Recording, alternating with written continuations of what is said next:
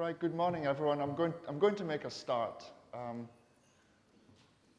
think I'm your practice session for the main event starting at 11 o'clock. I didn't realize I was the only one on the agenda here, but anyway.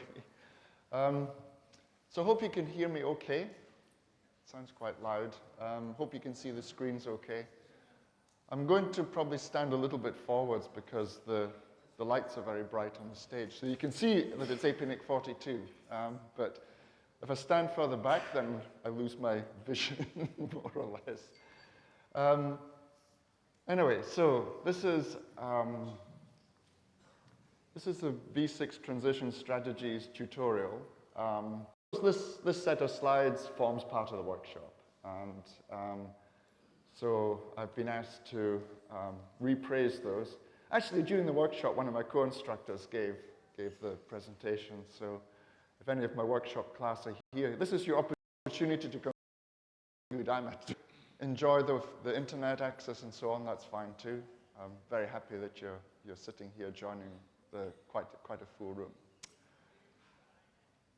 I don't know how feasible it is to do questions. We do have floor mics standing there. I mean, the session is webcast, which makes questioning and so forth a little bit tricky.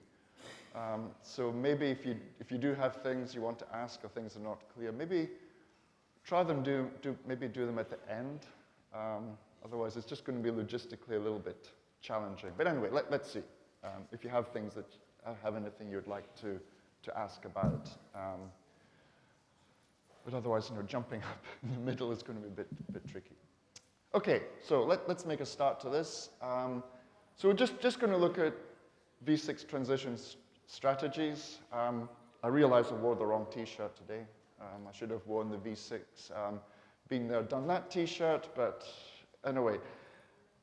What's been happening really over, is it 20 years now, Jeff? I think it must be about 20 years since we started on V6's Going to Happen show. So over those 20 years, there must have been, I don't know, well over 100 different transition technologies developed, proposed as the solution that's going to get us onto IPv6. And what I've done, and this is actually work that a group of us did when I was still working for Cisco back about 2009, 2010, where we looked at all the transition strategies and technologies and so on out there, discarded most of them, and looked at really what folks are going to use or what we reckon folks are going to use or are using. In other words, what makes most sense for the internet industry. Not a lot has really changed in that time span. So in that sense, I think with conversion, what makes sense, and really now it's folks need to sing the transition technologies that make sense for their own network infrastructure. The slides, well, I keep them all on my own presentation repository. So the slides are there. They will be on the APNIC42 website as well at some point, probably in the next hour or so. You're welcome to web page. Questions, yeah, as I mentioned, it might be a bit tricky in this room. It's not quite the intimate tutorial room I was expecting. So it might be a bit tricky, but we do have the microphones there. So if we're able to do that, please feel free. Right, so let's try and make a start to some of this. So the first off really is, why should we care? Why are we here? Why are you all coming, sitting, listening to me give yet another V6 transition tutorial? So generally, why do we care? Why are we trying to do this? Well, we've all seen this graph. We've tracked it over the years since Jeff started doing these, probably early 2000s, with lots of historical data. And as we all know, the ANA has pretty much run out of V4 address space. The registries, at least 4 of the registries, are now running in the last tiny pieces to distribute to newcomers to the industry. And so we're really facing the issue of, do we try and figure out even more creative ways of making V4 last, or do we do something else? And so this tutorial is really looking at do we try and make v4 last? Or what are the options for us trying to make, look at v6. So without going into the details of the graph, I mean, the green line is pretty much what the registries are distributing, and it's, to all intents and purposes, all gone. In all my travels in recent years, there's still folks who are insistent that v4 hasn't run out, and it's true, there's some parts of the world where v4 has not run out. Believe it or not, there are countries in the world who have more v4 address space than they have people to use it. Not many countries, but there are places like that, and their viewpoint is, well, doesn't really matter for us. But for a lot of the rest of us, as you know, one of the many v4 exhaustion counters shows, v4 is pretty much in the final throes. Actually, if you live in North America, in Aaron's service region, there's a nice big number 0 there. No more address space at all left in the Aaron service region. So what strategies do we have available to us? We can do absolutely nothing. A lot of people are doing absolutely nothing. It's the easiest thing to do, absolutely nothing. I mean, you prefer to sit at home, don't you, rather than spending a day in the office? Sitting at home, you can watch TV and do absolutely nothing. It's amazing how much of the industry is quite happy just to do absolutely nothing. Maybe a business is not growing, the network infrastructure is not growing, or maybe you're going to wait and see what your competitors do first. Let your competitors have the head start. Let them break everything, break their own network, break their customers, or so you may think. That's quite common in industry. Second option is extend the life of IPv4. Quite a lot of us are very good at doing that as well. We're forcing our customers onto net. We're buying v4 address space on the marketplace. And you know, we're just repeating that whole cycle, and we're quite happy to do that whole cycle. The third option is deploying v6, and quite a few of us are doing that as well. And by deploying v6, this does mean dual stack infrastructure. So dual stack, we're now defining the terms in a bit, but we're running v4 and v6 at the same, with not a hint of v4 anywhere at all. And generally, the dual stack network means we're running v6, and we're using lots of NAT for IPv4. So some of the options there, the common options are 6RD. We'll talk about 6RD. DS Lite, 464XLAT. Quite a few folks doing that as well. Names are going to be quite a common theme throughout the set of slides, because that's really what we're all doing today. All the other variations transitioning to v6 here. So before I sort of head into looking at each of the three strategies in more detail, let's look at some terms. Dual stack, if you're not aware, means that v4 and v6 have been deployed fully across the infrastructure. We're running IPv4 and IPv6 at the same time on the network. They don't interact with each other because they're completely independent protocols.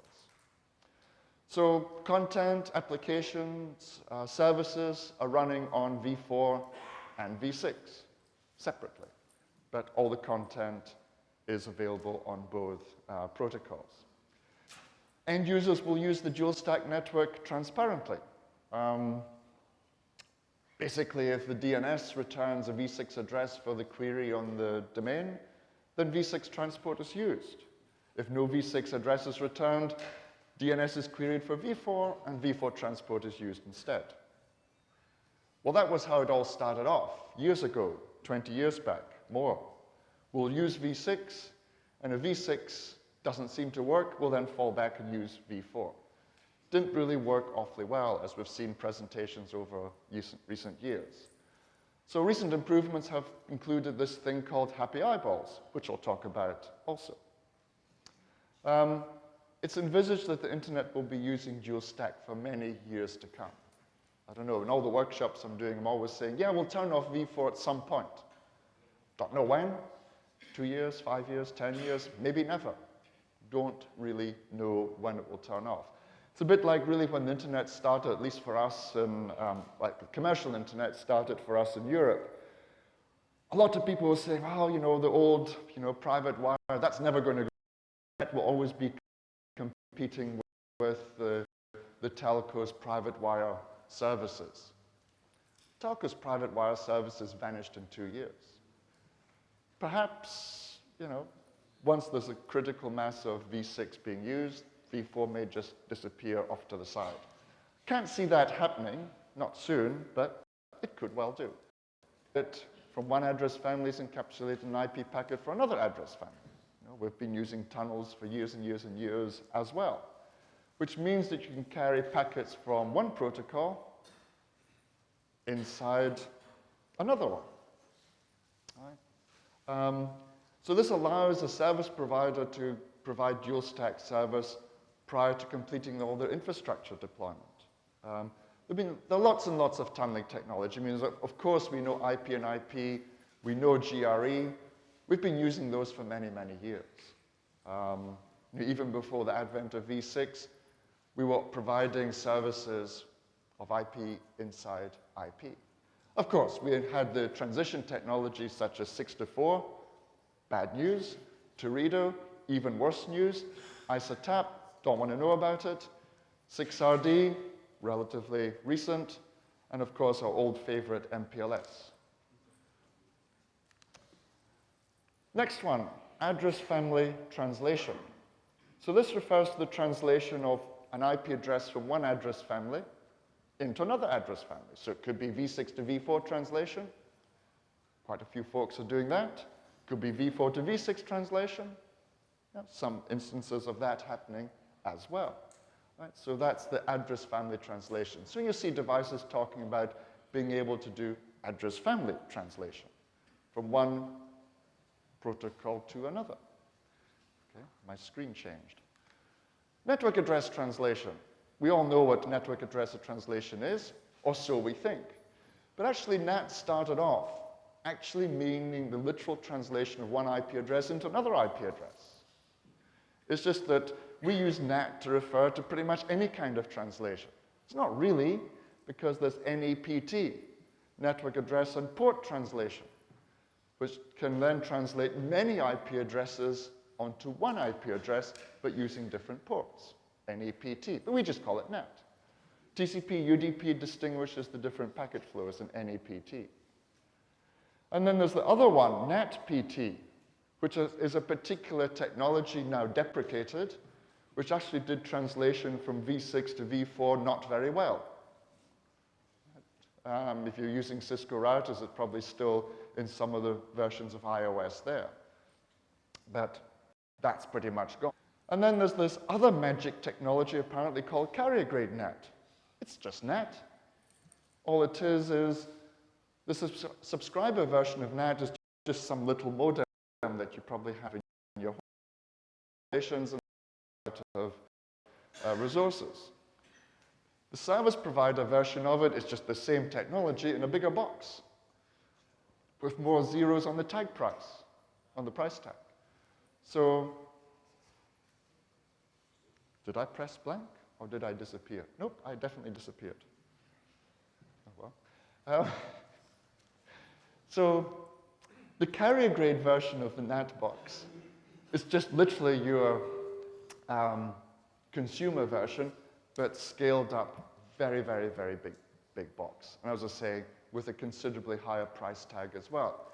And not just higher price tag, it's got considerably greater performance. You're looking at millions of translations, not the few thousand that your home device can do and then it gives up.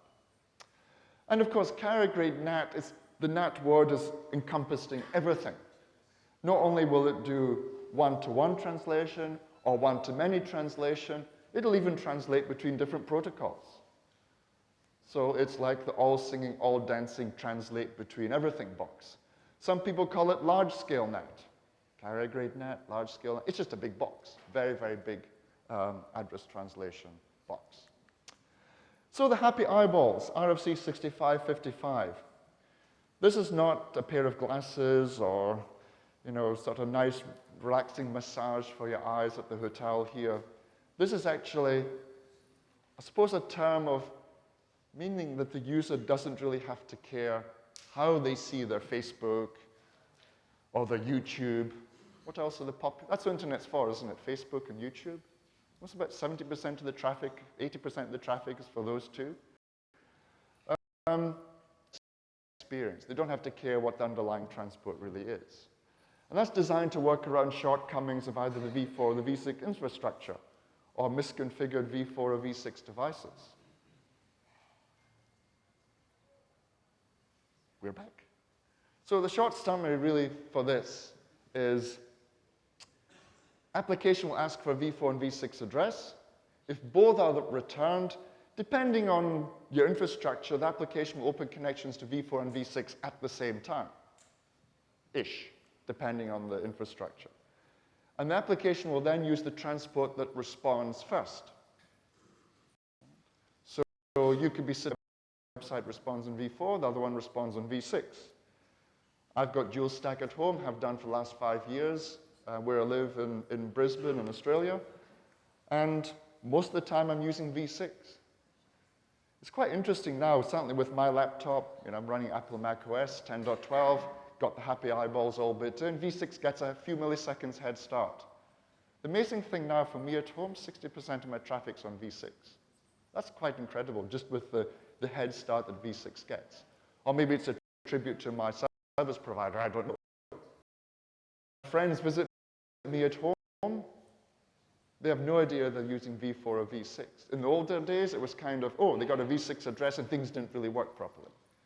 Well, that's because I was using 6 to 4 as well, which is totally broken. So the happy eyeballs gives the user a better experience. They no longer have to care whether it's v4 or v6. They no longer have to care that Windows waits however many seconds before it will move from one protocol or other to the other. So it's generally giving the user a much, much, much better experience. So what about some of the NAT issues? How do we scale NAT performance for bigger networks? Well, remember most of the NAT that we have today is now we're translating lots and lots of private addresses, lots and lots of private connectivity into one public address. You know, places I've been to, people seem to think, oh, I can put 10,000 users on my campus onto one IP, one public IP address. But can you do that really? What does it mean? How does it work? Well,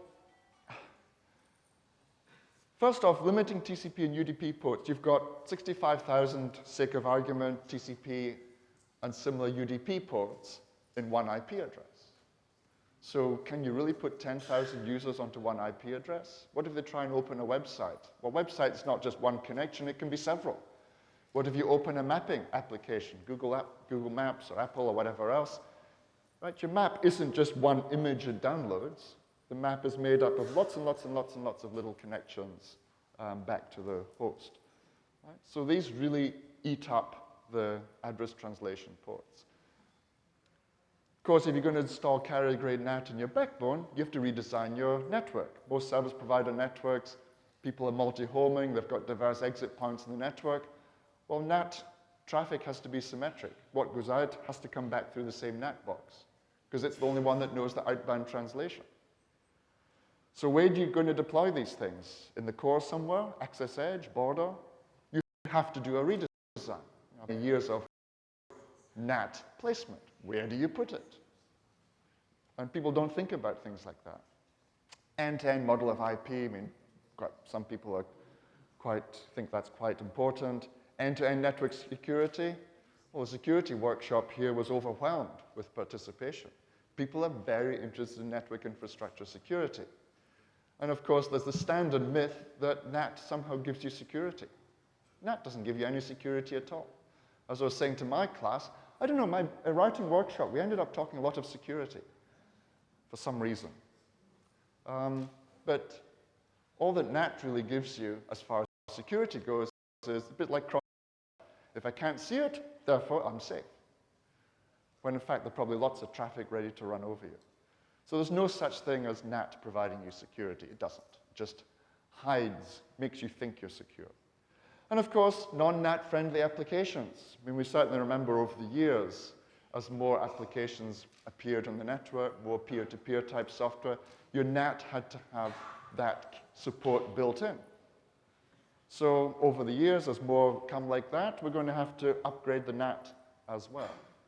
So what is that going to cost? What about fast rerouting, multi-homing? I'm not going to go into some of the challenges there. Moving address pools between carrier-grade NATs for traffic engineering purposes. How are you going to do that? What are the protocols to do that? Or is the protocol just somebody in your NOC reconfiguring things every 10 minutes? Address sharing has reputation reliability. Right? If you've got many, many users sharing one IP address, what if one user does something really nasty on the network? And that ends up with that IP address being blocked or whatever else. It ends up being blocked for all the other. So there's a long list of issues about address sharing, which cause severe problems for NATs. Layered NAT devices, double NAT, very common. Triple NAT, some place in the world, triple NAT. Incredible. How does any of that work? Again, people just believe that NATing just solves the issues of scaling the network. But again, you're limited by the number of TCP and UD ports per IP address. So there's a device in the network is keeping the state of all the connections. Of course, it's your NAT box. It knows every single translation. And for miscreants, right? They figure out the address space used by the NAT box. We can do DOS on that or some other attack on the control plane, and it can take out a large number of users. Miscreants aren't trying to break networks. They're trying to get headlines. Oh, I managed to take out X mobile operator's network just by targeting the CGN device. Content hosting, you can't host services from behind a NAT box. Well, I mean, you can certainly point links back through. Limit to how that. The DNS can't carry port numbers. And here's one. I was just playing on the back of an envelope for this. What about the limitation of ports for NEPT? Typical user maybe uses 400 sessions.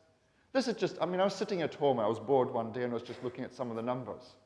So, laptop doing typical things. I don't know what macOS does all the time. There's a lot of chatter to a lot of places. My laptop is usually, so 400 sessions, 130,000 TCP and UDP ports. I assume everything's evenly distributed, which is just a bad assumption, but in a way. Which means that's about 300 users-ish. 300 users per IP address. So if I had a /22 at home, 1,000 addresses, that's about 300,000 users I can fit on a /22. What does APNIC give new members out of the final /8/22? So if you're trying to support more than 300,000 users through a NAT box, what do? Well, you can limit the number of sessions per user. That's what a lot of people do. 400, oh, that's generous. I'll reduce them to 20. And then reducing them to 20, you end up with all the general issues. You see things like NAT table full error messages. I've seen lots of those. Google Maps doesn't work. That's a constant complaint from a lot of my friends locally. Why does Apple Maps not work? Why does Google Maps not work? Keen to blame Google and Apple for that. And I said, nah, it's your NAT box at home. Come to my house, I say. It works fine there. And true enough, they can come to my house, everything's over V6, and it just works. Right? So even on the mobile network, I won't say which operator, the maps don't work. You have to do reload, get some more things down. Reload, they go out on, go on my own network, no issues. And the frequent one, and I get this from, okay, this is from my mother. Quite often she says, oh, Philip, the internet's stuck. Okay, what exactly is a stuck internet? And it's, even when I've been visiting her, I go onto her little home modem. It's used up all. I've got my laptop and I've got my training kit and everything's powered up. The poor little home modem it has can't handle all the translations I want it to do. So the internet got stuck, reboot, and then it's all back to normal again. And these are some numbers I picked up. For example, Cisco ASR 9001, 20 million NAT sessions, which is 50,000 users. 400 sessions per user. Okay.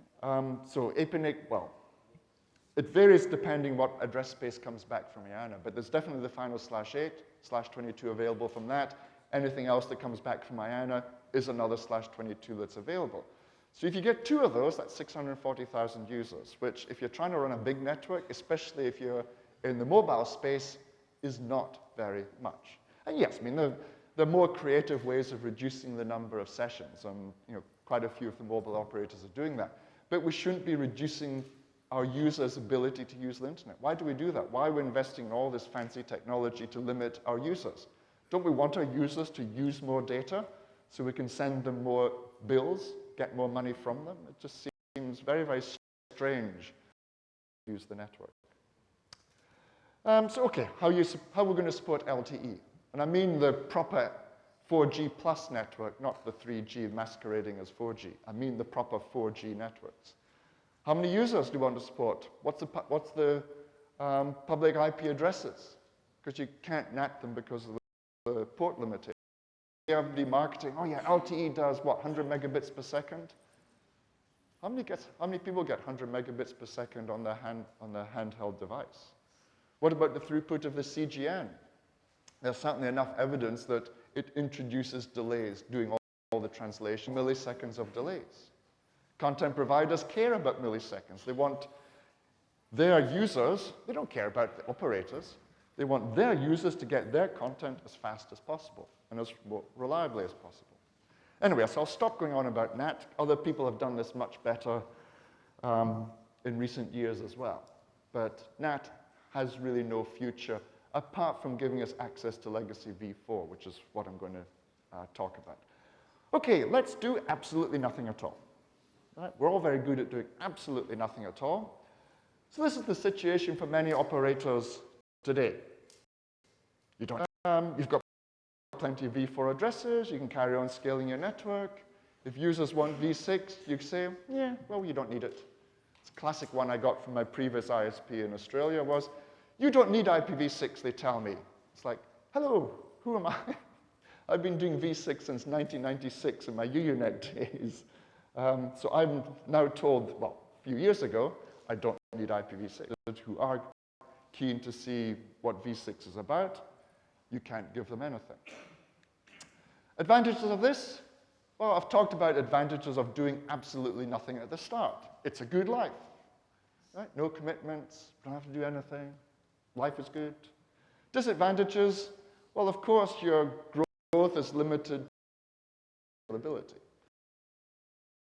Great.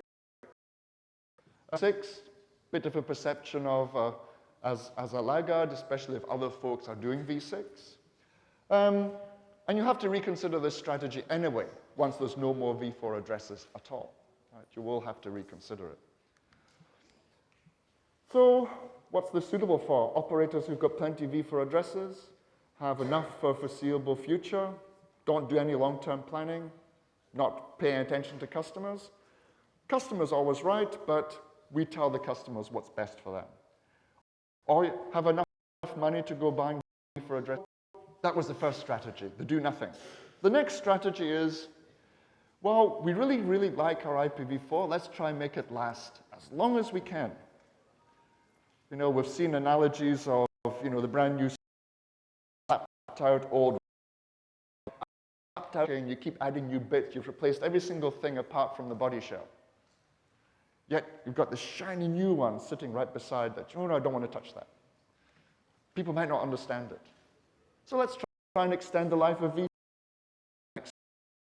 Providers take public address space back from their end users. Well, they don't forcibly take it back. What they do is, as from next month, we're going to charge you X per month for your public address block. Okay, here, give it back. So customers move to private address space. Service provider infrastructure gets moved onto this shared v4 address space, RFC 65, what was it, 6598? Get moved onto that shared address space.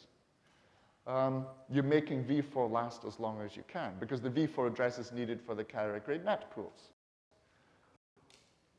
And/or acquire v4. That's the v4 subnet trading, which no doubt will be talked about a little bit during the conference, as it is during every conference for the last few years.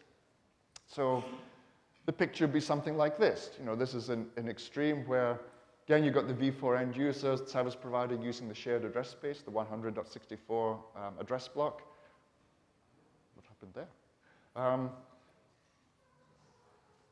There's still no v6 for end users, no v6 access to the base from the customers, end users, and give them non-routable private addresses instead. Lets you carry on with subscriber growth. But let's look at the disadvantage already. Okay, so you're aware of those and happy with those. Double NAT, quite likely. You need a large NAT device, so the NAT vendors will be delighted with you because they can make some more money from you. Sharing v4 addresses, we've talked about behavioral, security, and liability implications. Who is using the private address? Some jurisdictions require the service providers to record private address space for your end users. You've got to know which user is using which private address 24 hours a day. Imagine the logs you need for that. The disk drive manufacturers must be delighted. Tracking association of port, address, and subscriber, lawful intercept issues. It could just postpone v6. Okay, it says a couple of years there. That was 5 years ago we did the slides, but it will postpone v6 deployment because you're now living in this world where you've got, you know, massive arrays of disk drives to store all the logs. You've got carrier-grade NAT boxes all over your network. What about the subscribers who actually want v6 content? Services, applications. Whoops. So fine for operators who want to buy and operate carrier-grade NAT boxes. You know about all the operational performance and performance pitfalls. Happy to redesign the network. Aware of the suboptimal routing. Extra bandwidth needs, probably. You're able to reclaim public addresses, and again, ignoring any customer demand for v6. Subnet trading, well, the cost of getting v4 address space is quite low. You've got the registry membership fee. The registration fee, of course, varies per region. You know, this is a generic presentation, so no commentary on any registry address block, registration fees. Addresses from the service provider. Many service providers will already charge for public address space. Right? But the default service may just be natting you onto one public v4. In future, when there are no more v4 addresses to distribute, so when the registries have even run out of their final /8 pool, as well, Aaron has done right now. Aaron has zip 0 left available. What do you do then? Go shopping on the IPv4 subnet trading market. Again, the prices there can be variable.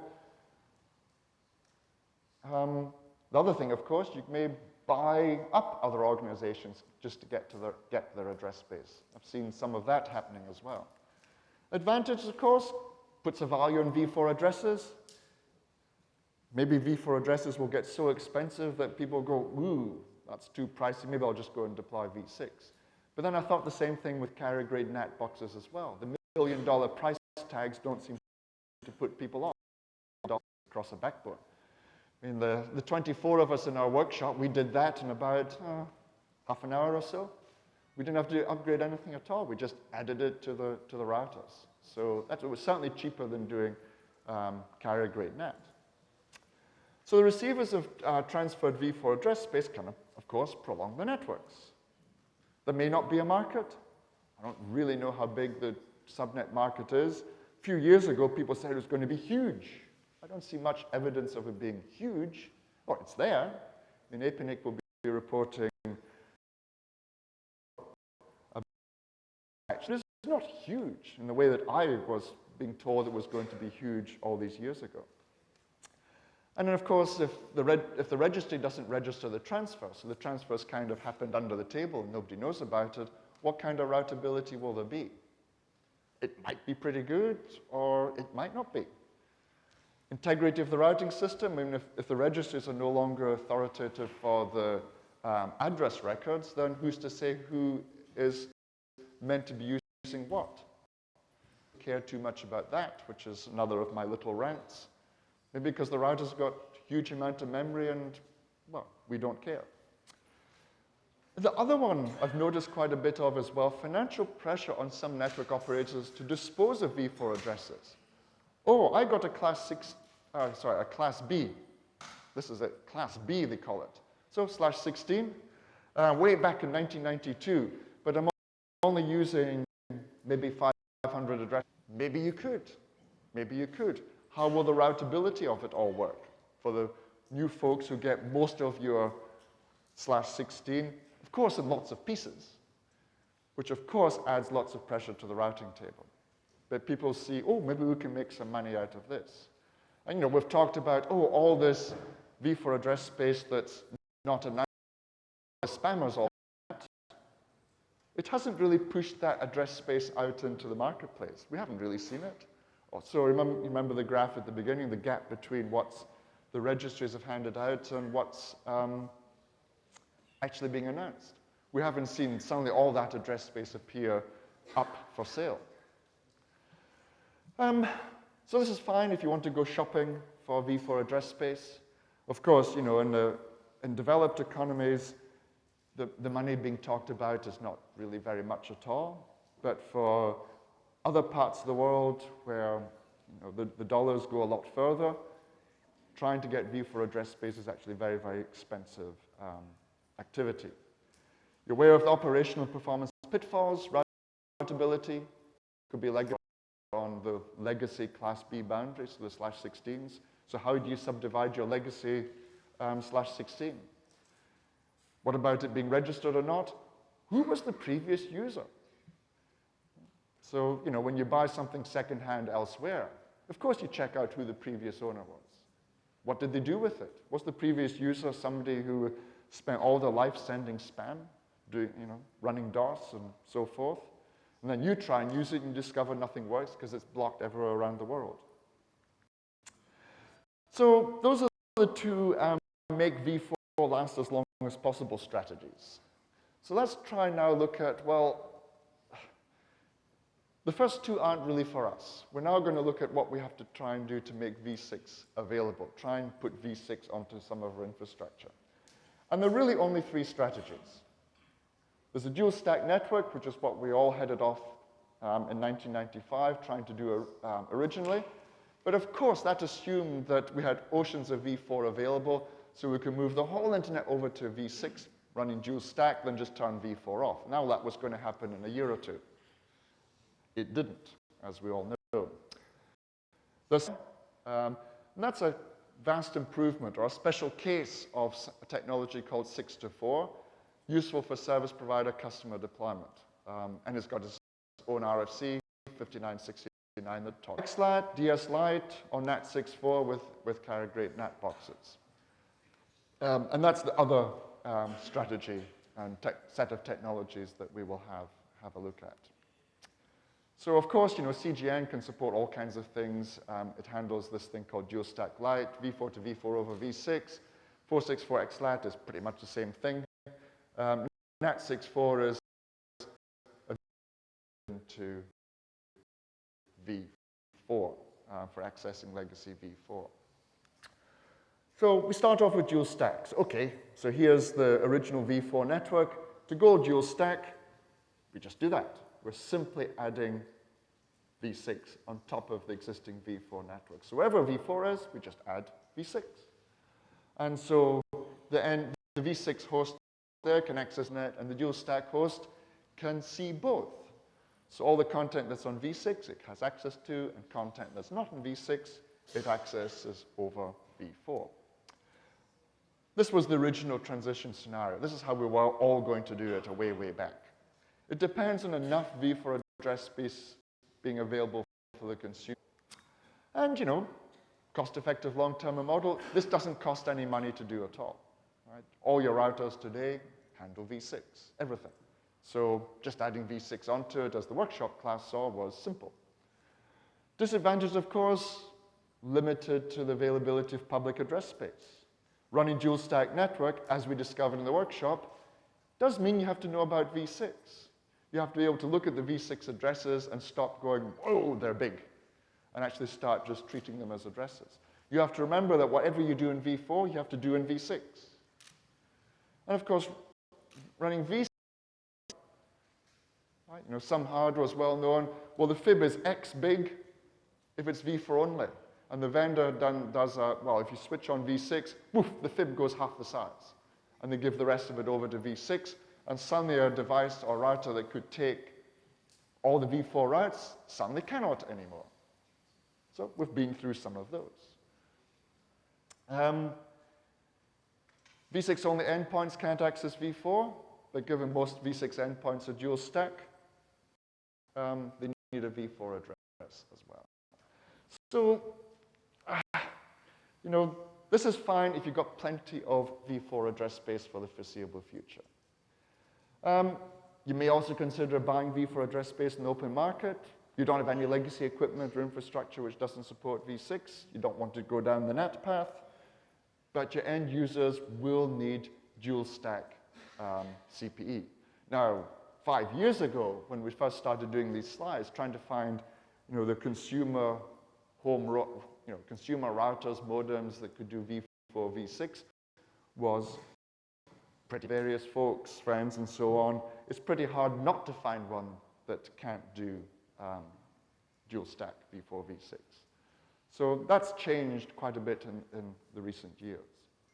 And given, people change home modems every 2-3 years, I find, things like lightning strikes, water, cups of tea, that type of thing tend to shorten the life of a lot of CPE. More realistic is this, where the service provider doesn't really have enough v4 address space, so has to start introducing NAT into the network in various places. So yes, you can add v6. v6, of course, doesn't go anywhere near the NAT. Right? So again, the dual stack host runs through the NAT for v4, native for v6. And this is the realistic, or the more likely scenario. v6 available all the way end to end, and you have all the NAT for any of the legacy access. This is kind of almost like my home network. It looks like this. v6 is native, v4 I'm presumably natted in quite a few places. So, global v4 addresses from the users, continue v4 subscriber growth. You can offer v6 also.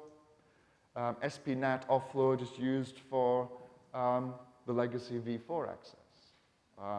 So it means that you don't have to buy this monster NAT box, because NAT is only used for accessing legacy v4 only sites.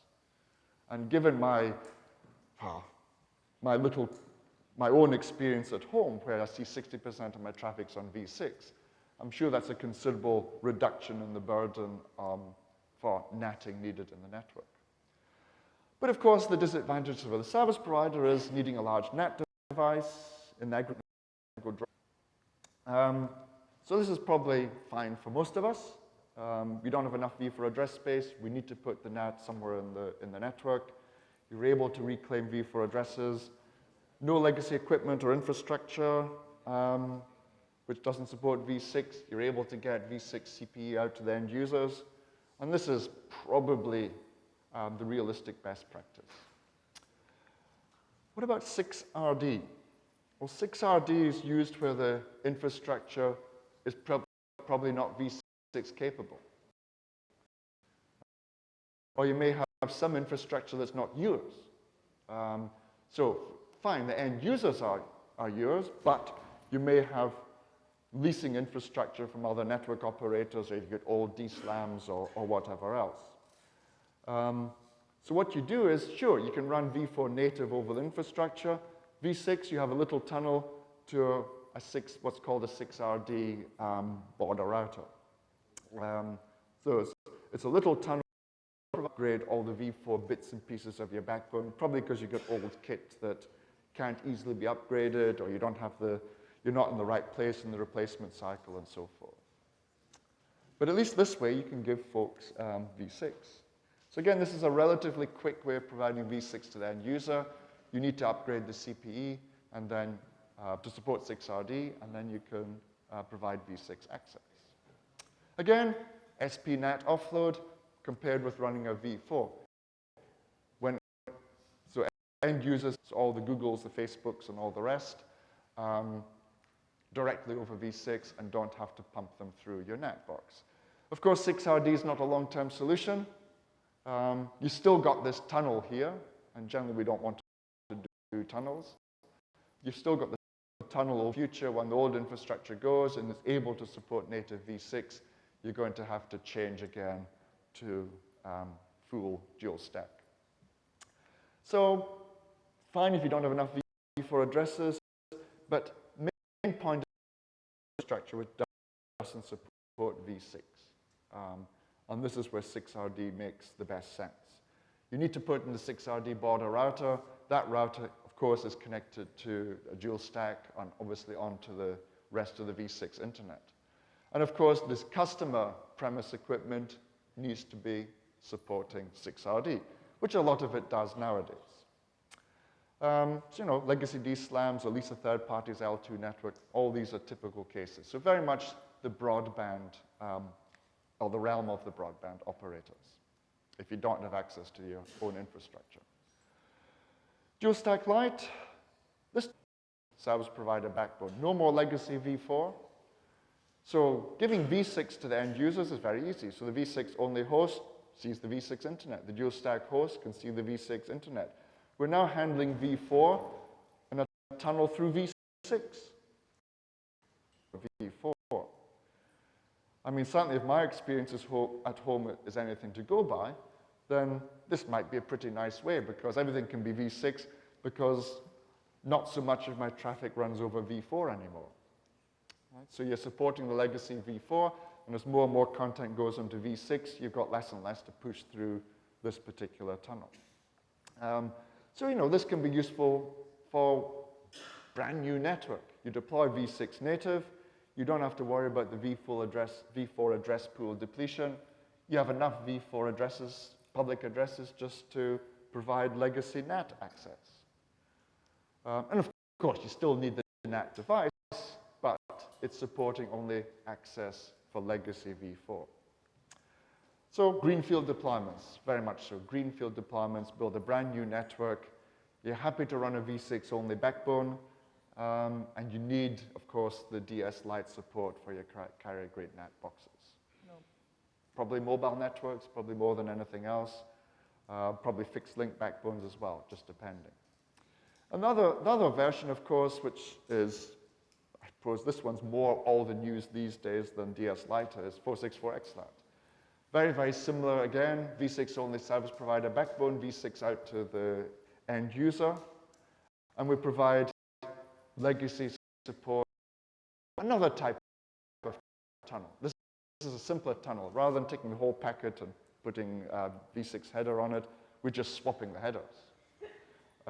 So this is even simpler, more lightweight, and certainly the mobile networks who are deploying v6 are using this technology is the easiest way to provide. So again, you're building a v6 only infrastructure. Don't have to worry about the v4 deployment, v4 depletion. Again, your v4 address space is used just for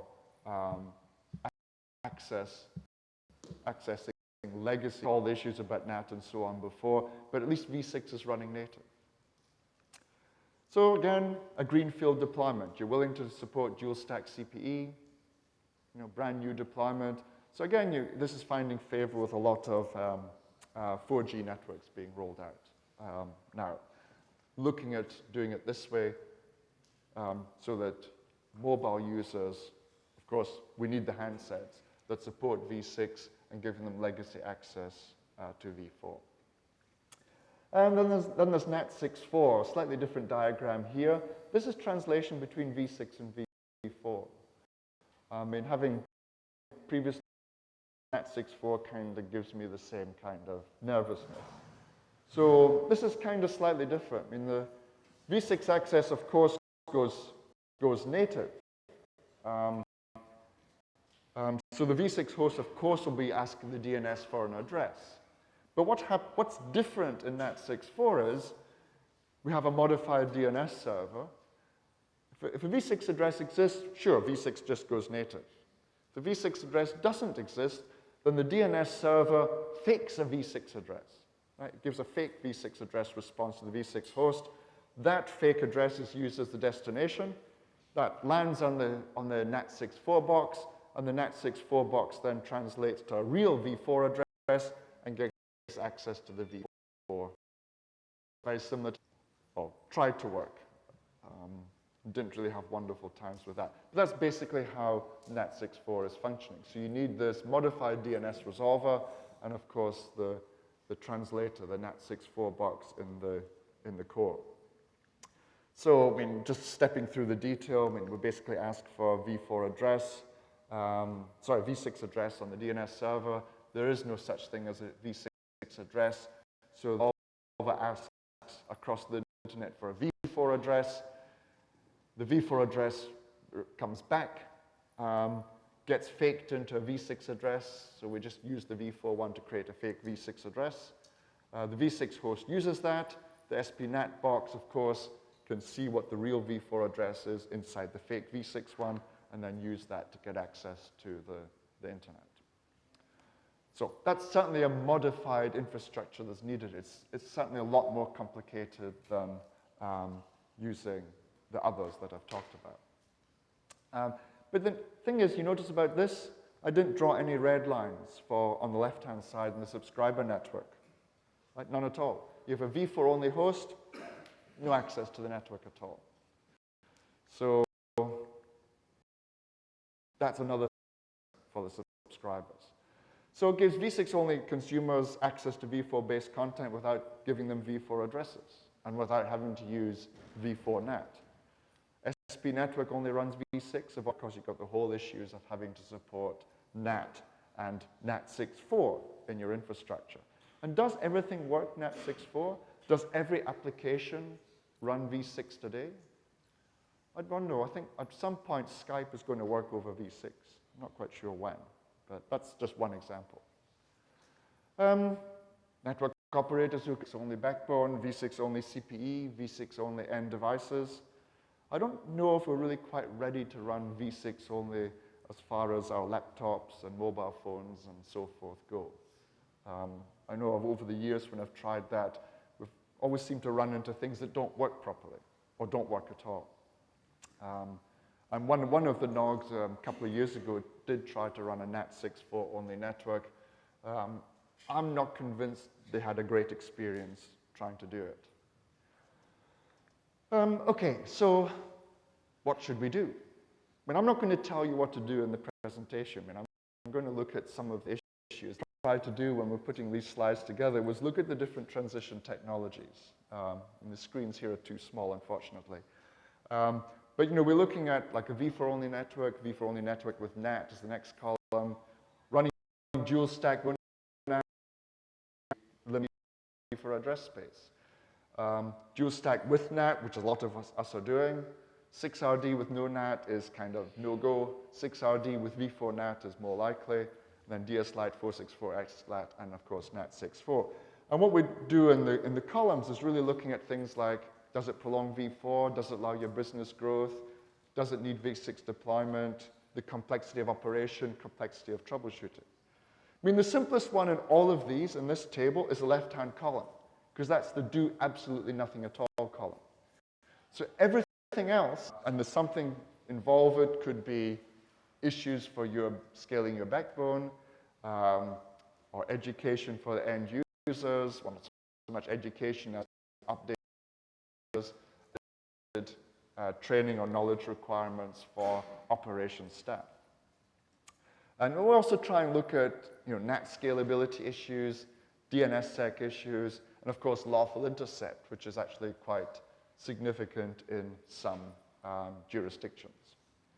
So, I mean, this is something for offline because it's just trying to summarize where we're at. I mean, complexity of operation. People don't seem to want to have complicated infrastructure. So it's moderate in the case of single network with 2 address families. As you start adding more translation and so forth in there, it starts getting more complicated. Running 2 address families and or tunnels is assumed to be more complex. It generally is. I mean, even from our experience doing the workshop, You know, when we're running v4, then we've got to go and add v6.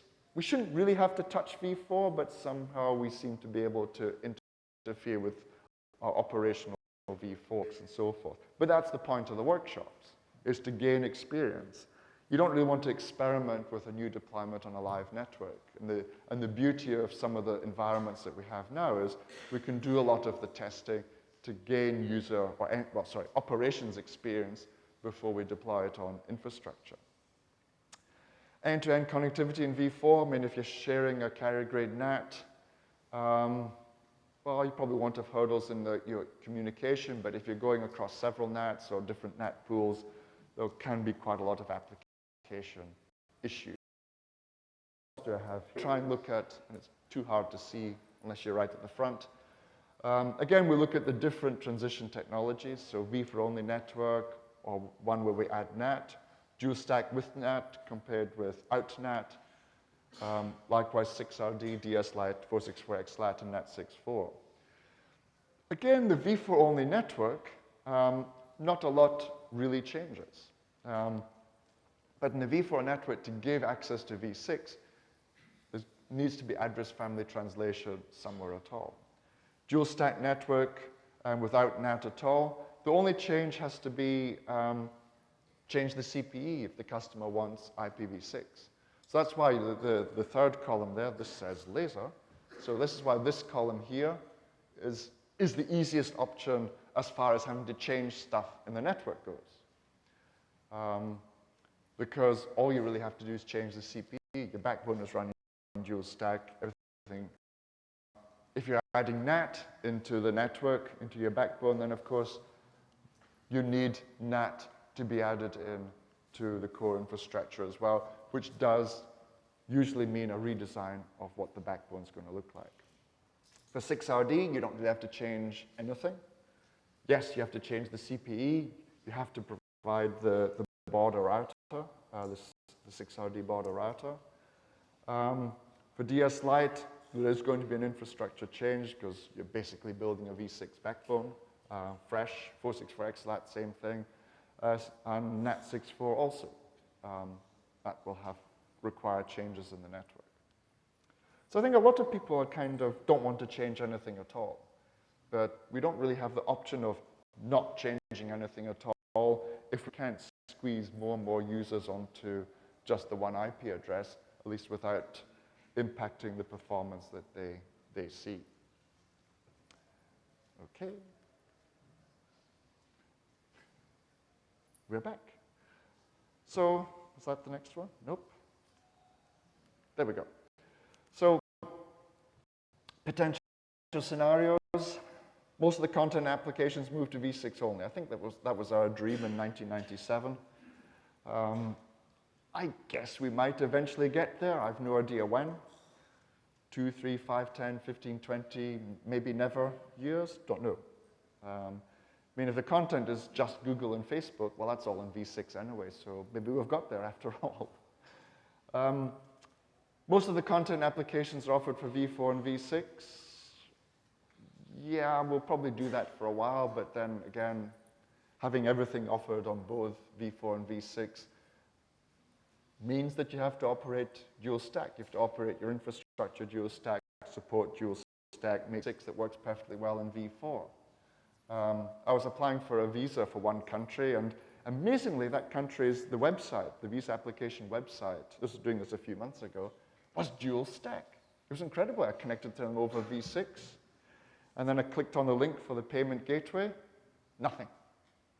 Right? It was advertising a v6 address for the payment gateway, and it was just nothing, no response. It just stuck there, completely stuck there. So happy eyeballs didn't really help me because it was actually working. It's just the back end wasn't responding at all. So I had to repeat the thing and try it completely on v4, and that worked perfectly well. So there's yet to maintain back ends of v6. So the website kind of is there, but the back end infrastructure not working. Most of the users moved to v6 only. Special mobile operators using LTE handsets in emerging countries, you know, the new LTE networks. moving the users onto V6, the new networks, 464 XLAT, all offering V6. So that could be a possible scenario. Could be, okay, everything's going to be NATed all over the place. Things are going to get slower, maybe less reliable. So there's no pro V6 regulation, so it's just, we keep doing more of the same and more of the same. There could also be the no change because the location has plenty of V4 address space. So we just go, yeah, shrug, running out of V4 is some well-established broadband markets. Although it's kind of interesting, some of those well-established broadband markets are making V6 available to end users. It's like almost every other day I'm now reading of people who've turned on V6 for their customers and seen this big jump in V6 usage. So the typical scenarios, the potential techniques, content applications move to V6. Could be a V6 only network. I'm not sure that's going to happen real soon. There's too much still depending on V4. But for certainly it could be dual stack, 6RD, 464 XLAT, DS Lite as the migration techniques there. Content application, and clearly dual stack if there's enough V4, otherwise we're going to have to NAT the V4. 6RD, of course, service provider V4 NAT, so we use NAT for legacy, for greenfield, so for the new deployments. Of course, the transfer market will apply to this as well, because if folks run out of V4, they want more. Put the users on V6 only, so that would be NAT 6.4. Right? And so you need NAT 6.4 to get access to V4 content. I don't think any new network would want to do the, I'm not giving users access to V4. It's not a very good selling point. Users don't care about how their packets are getting to Facebook or YouTube. They really don't care. They just want it to work and as fast as possible. The scenario of no change, we just keep adding NAT to NAT and more NAT. So there's the service provider, the carrier-grade NAT boxes, which some operators adore. And then if there's the do absolutely nothing at all, there's no change, there's no single NAT, no double NAT, no nothing. Cases where, in some countries where there's sufficient address space for all foreseeable future needs. So recommendations, start deploying. Of course, one person's long-term is different from somebody else's long-term. What is long-term? Long-term is, well, I mean, I retire in 5 years' time, so I'll leave it to my replacement to think about it. Or long-term is, oh, I'll worry about that next financial year. Next financial year, next financial year. So you start thinking about it like that. But some people, long-term planning is very, very necessary for the continuation, or business continuity. It's really what it is. So having a look at current addressing usage in V4, thing that you want to head off down, the CGN boxes, what the redesign of the network might mean, where would you put them, how would you handle them, who would you NAT, which of your end users in the enterprise environment are hosting content on their own links, how could you push them behind the NAT without breaking their services. Definitely have a look at preparing a translation mechanism from the V4 to the V6 internet, whichever of those they are. So whether you go dual stack or 6RD, DS Lite, 464 XLAT, that's really the options that you have. And then, of course, education for the user base on V6 introduction. The use case is the troubleshooting. Most people are put off because, oh, it's something new and therefore it must be different, and oh, it's too much work. I'm too busy, too much time. If you start treating V6, at least as far as the infrastructure goes, as looking like V4 with different addresses, the protocols all behave the same way. The address plans are much more scalable inside V6 because the V6 address space is huge. Again, some of the common mistakes that folks make is treating the V6 address space as though it's V4. You get massive amount of address space as a service provider and as an end user compared with what you got in the last 20 years in v4. I mean, nobody really remembers v4 in the 1980s, early 90s, when again, you know, the small and mid-sized operators could get pretty much what they wanted. Nobody predicted that we were going to be running out quite how we've run out now, or how the internet was growing quite how it is like now. So users would probably definitely need more awareness on v6, as we did in the workshop in the last 5 days. So the troubleshooting definitely will have to be learned. But there's not new troubleshooting. It's the same type of troubleshooting, but you're now going to have to be aware of how to do it using both v4 and v6. That just seems to be it. I mean, it's, you know, the mobile networks that I know deploying or planning on deploying, it's all 464 XLAT. Most of the handsets these days can do it, so it's pretty much a given. And that's the way that you maintain the performance and the speed of 4G plus networks, legacy v4 access. But again, have a look at what your users are doing. I mean, what is the typical traffic profile for the users? I turned on flow logging for one operator a few weeks ago. They had no idea really what the spread of traffic was. They were shocked to see that it's like 85% of their traffic was all available or potentially available on v6 because it came from, you know, the well-known big content folks. It came from Google, Facebook, Akamai, and those folks. And that was all. We didn't realize that traffic spread was quite like that. It'll be different in different countries, but this was a particular one that I turned on, and they were very, very surprised. So, you know, that's helped with their strategy because they were thinking maybe NAT is their future. And I said, well, you're going to have to NAT all this stuff, or you deploy v6, you don't have to NAT any of it. So that was kind of an interesting one. Access provider, dual stack core and access. If it's supported all the way to the parties. And if the third party has an infrastructure that can't support v6 on it, then you have to look at something like 6RD to do the little tunnel through the v4 legacy infrastructure. Enterprise service provider, I mean, that's very obviously dual stack access and core. That's probably one of the easiest ones to convert, just to get v6 out to their premises. Every week about region that they're serving, and suddenly people are using v6. Content provider, of course, you know, if the content is dual stack, v4, v6, happy eyeballs, make sure that we use the v6 transport for access before we use the v4 transport. So definitely having all the content in v6 means that we don't have to run through some of the gymnastics to maintain the legacy v4.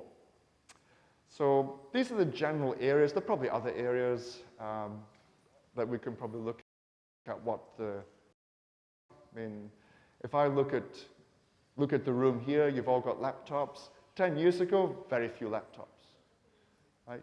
People would actually come and have no laptops or very few laptops, and we see it in the workshops as well. I'm just waiting for the day where I do a workshop and people turn up with tablets. You know, they're all using the tablets for access to the network.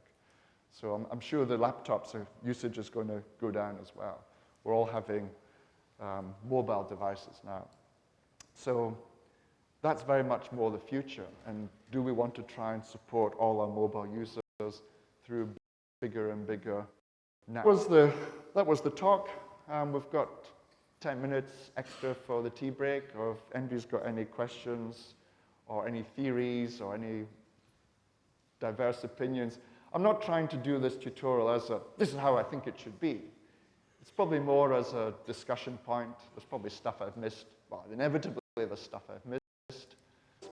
I have not mentioned any other transition technologies. I don't think they're any use. You know, as far as I'm concerned, they belong in the bin.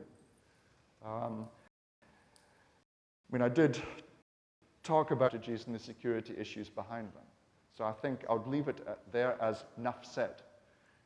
These ones are very much what I'm seeing out there as the operators are choosing to deploy. So hope it's been useful for you, and thank you all very much.